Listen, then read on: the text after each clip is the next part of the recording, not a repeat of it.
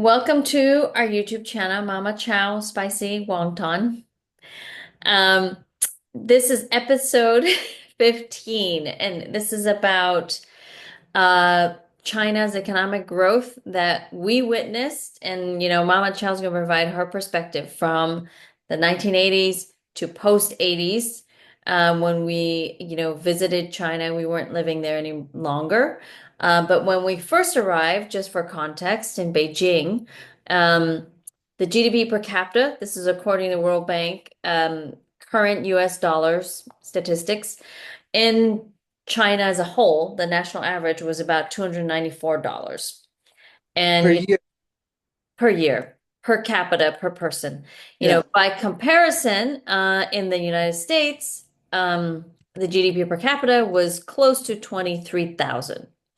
And, by 1989, when we left, the GDP per capita in, China as a whole, as a country, it didn't increase that much, moved up to maybe $310. But by 2020, the GDP per capita in China as a whole, as a country, was about 13,000. In the US, by comparison, by 2024, the GDP per capita is about 83,000. So China really narrowed the gap in their, income per capita compared to the US over the span of, how many years is that, Mom? Not Mama Chow, that's like 1980, 5 until 2024.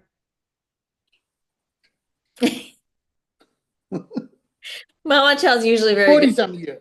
40 some years. They're very good at quick math. So that's in that time span, the gap was narrowed from about 73 times the difference between the US, per capita, GDP per capita, and China to only 6 times greater, but China, Mm. meanwhile, had also expanded their economic growth by more than 4,000% from, just that period of 40 some years between 1989 until 2020. So anyway, with that context, I mean, China's come a long way. Mama Chow will provide perspectives on what it was like when China was still a developing country when we were there in 85. Yeah.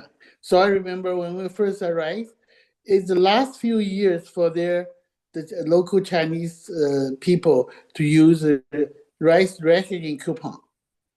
The last Which few I, years. I was surprised. I didn't even know I was a kid, so I didn't realize, we had Yeah. there was rations. I mean, I knew I didn't like the food there when we first Yeah. moved there. So when we arrived, my uncle, my Yeah. mother's brother from Tianjin, gave me whole bunch of those rationing coupon. So I used the coupon to purchase tofu Mhm. from the open from Chinese official market. They Yeah. don't have tofu in French store, but their tofu was gray in color and very hard. It doesn't taste good at all.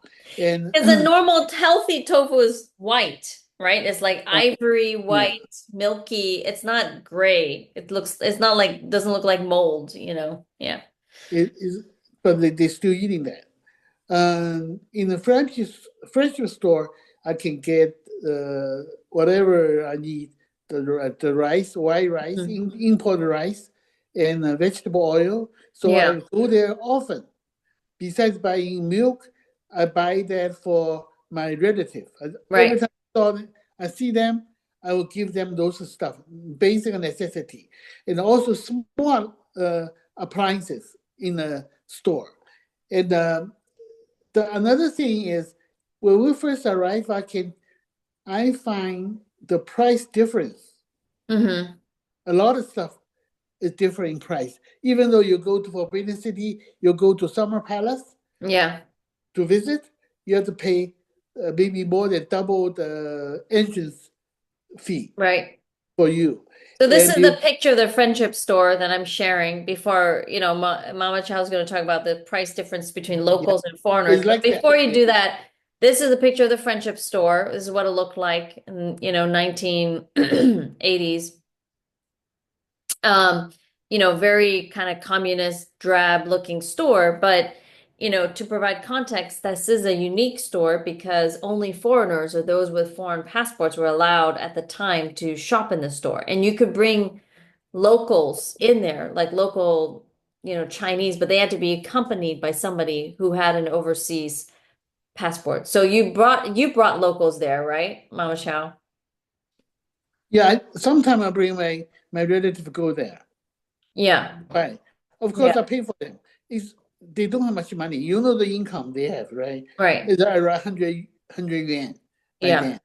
And And this is what it looks like inside the store. There are a lot of antiques, but you could also buy food products there, right, Mama Chow? yes, yes, Yeah. yeah. There were several levels. There were a 4 or 5 floor Yeah. with different stuff. Yeah. And then according to just for, context, this ration coupon, which I had no idea as a kid, we had to deal with that, live with that in Beijing in the 80s. But there was commodity rations, not just for food that, Mama Chow you're talking about, but even fuel and bicycles had rations. And so they did not get rid of it. The government didn't get rid of it until the 1990s. So that's how long we're living under this sort of weird communist system. And we talked about famine on so many episodes. Well, I mean, the Chinese government, communist government became paranoid about this famine. And so they still had all these rations even up until, the 1990s. So they have all kind of ration. They have oil ration. Yeah. They have fabric ration. They have glass. If you change your glass, Uh-huh. every kind, everything you can think of, the Yeah. ration paper, ration paper. So people are really in bad shape. They Yeah. they want everything. Oh, maybe next episode I will talk about grandma, what she did during the time period, and talking about the people's outfit. You can from picture you can Yeah. see everybody's was dressed like blue gray. They what do people call? They call bunch of blue ants. Hmm. Ants, small ants. Yeah. The Yeah. China, there's lots of people. What you see is all blue. They call blue Yeah, ants. I mean, this is what people wore when we were there in the 80s. So it was very easy to see, even though we looked Asian, who was a local, who was a foreigner, just by the way they dressed at the time, because they still had a lot of the communist style clothing. I mean, she's wearing red, but a lot of people wore blue and black. Yeah, This is most blue. somebody's Yeah. Flickr episode, photo stream, which I'm borrowing. Apologies, but they didn't put privacy settings on there. So here, you can see it's all blue, a sea of blue, like you said. Yeah, This is what most it blue. looked like. Yeah. Yeah. And when in the first few years we go to Beijing, our your father's company's car is all Toyota, but Hmm. you can get taxi very rarely. You can get taxi on the street. The very famous taxi is called Xiali from Japan. I don't know from made in Japan. I don't think so. It's very Okay. flimsy. It's a small van, It's and I it wouldn't pass any OSHA inspection in the United States. You no wouldn't be able to drive that here. Yeah. no I would strongly advise people riding this car buy some insurance. Yeah. Once the accident happens, you cannot imagine. But If you this is in 2000 something. This is not 80s. This was later, the taxi. Yeah, taxi, but they don't have any more. Yeah. You even a later year, I went to Tianjin. I still saw those taxis in Tianjin. Then they transfer those taxis to countryside, to Yeah. the village Yeah. style now. Okay, Um, so there's so many different. You can see they're dressed differently.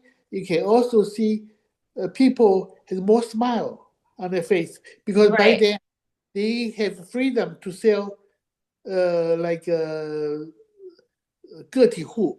You can Yeah. sell stuff on the street by then. You Yeah. still can make some extra income, you Yeah. know. I mean, people were smiling more, even though they were not, they were kind of poor, in those days in the 1980s. They just started opening the economy. But there was definitely, they looked up to foreigners, we'll say, even if you're Asian or Western, because it was new to them. They just opened up their economy and but now the attitude change with wealth, income, economic growth. There's definitely less. There's more of a looking down, I would say, rather than looking up. There's Yeah, their much more, attitude like yeah, uh, much not more appreciated. snobbiness, rudeness. I mean, I feel like the genuine warmth of, I'm just talking about regular people, I'm not talking about, people we know You personally, know, changed. I don't blame them. They want to know more about what's living outside. I was like that. Episode I had before, I've seen Yeah. tickets to see what the outside China look like. Yeah. Very curious. I was Yeah. curious too. Yeah. Yeah. I mean, there's nothing wrong with that. It's just that, now with the growth in the economy or change in modernized, I guess cities or society, they've also become more rude. And yeah, so it's definitely a different in perspective behavior and attitudes over the decades. Yeah. We might talk about that in a separate, there's so many things to talk about in terms of behavior in other episodes, including the spitting that's in your memoir. We didn't get a chance to talk about that. We can talk about that in next another episode. But with that, we'll wrap up this episode 15. And please don't forget to like and subscribe down below. Thank you for watching. Yes, until next week. Bye bye. Bye.